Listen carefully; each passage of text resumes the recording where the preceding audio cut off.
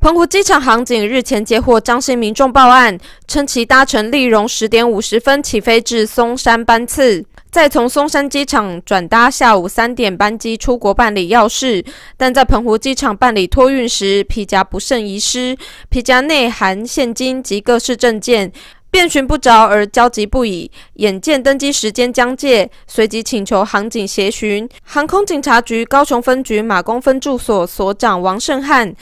及执行航厦守望巡佐刘敬怀获报后，立即调阅影像，迅速于10分钟内找到捡到皮夹的民众，并在10点35分及时在登机前一刻将皮包归还张民。 对于航警协助寻获遗失皮夹，张姓遗失民众再三肯定警方发挥高效率，在非常短的时间帮忙找回皮夹，就甘心让他得以安下心登机，进行后续出国行程，否则台北也去不了了，更别说是出国。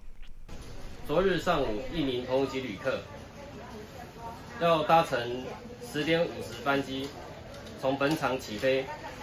至松山机场。 再从松山机场转搭飞机至国外。10点20至本所报称其皮夹于托运行李时不慎遗失，遍寻不着而焦虑不已。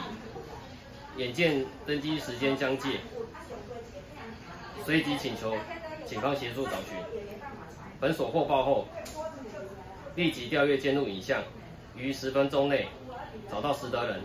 并顺利归还皮夹，让该名旅客 得以及时登机，顺利进行出国行程。航空警察局高雄分局分局长殷盘明表示，同仁秉持同理心为民服务，工作热忱殊值嘉许，也呼吁民众外出时务必随时检查随身物品，若有物品遗失，可在第一时间向警察报案，以便迅速处理。记者陈荣玉报道。